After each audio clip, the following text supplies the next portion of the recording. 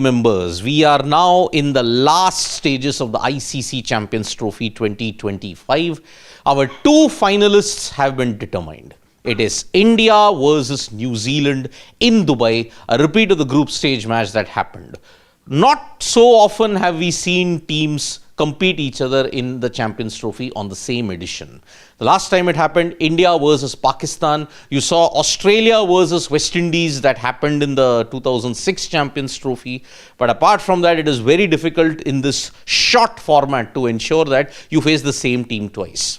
But New Zealand's victory yesterday against South Africa in Lahore has meant that it is a 25-year battle yet again. India versus New Zealand, the 2000 semi-final when you look at it in Nairobi. Now 25 years later, India versus New Zealand in Dubai.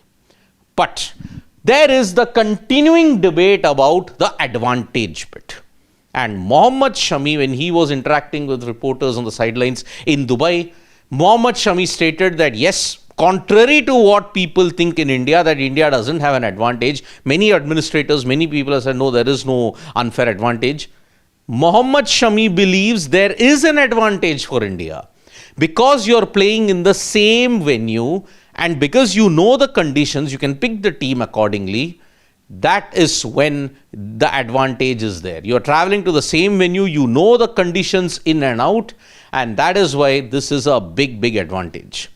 But people tend to forget often that even the 2000 Champions Trophy was played at the same venue, Nairobi. Every team knew the condition there, but all the teams were playing there.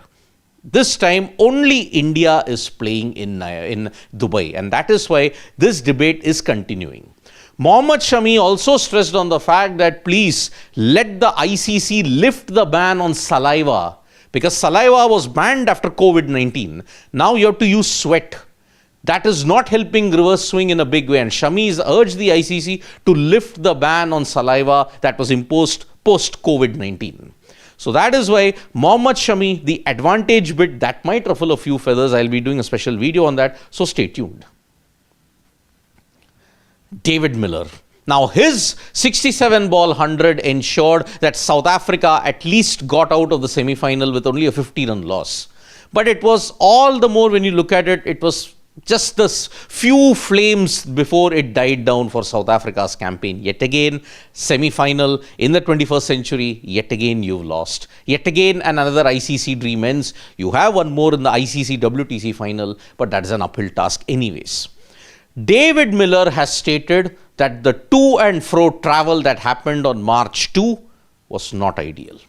Because he mentions that yes, we came to Dubai, but then we were the later ones to come because the match ended late. Then you came to Dubai, immediately in the morning you had to come back to Lahore, and then you have to play the final, the semi-final in that sense. The constant to and fro travel that happened on those 2 days was not ideal. But he backs New Zealand to win the ICC Champions Trophy because at this point in time, South Africa yet again so near, yet so far, a constant script has been repeated yet again. I'll be doing a special video also on what Miller has said about the advantages that is there and how did the travel impact South Africa. And that is why looking at it, New Zealand also had to do a back and forth travel because now Lahore, they are back in Dubai. Australia stayed back, but they are eliminated. New Zealand and South Africa had to face the brunt of it all.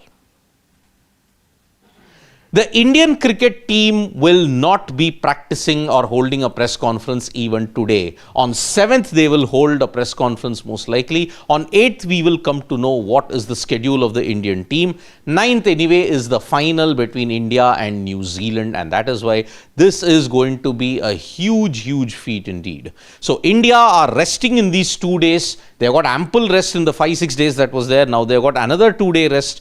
Now at this stage on 7th, they will be having a press conference and a practice session also.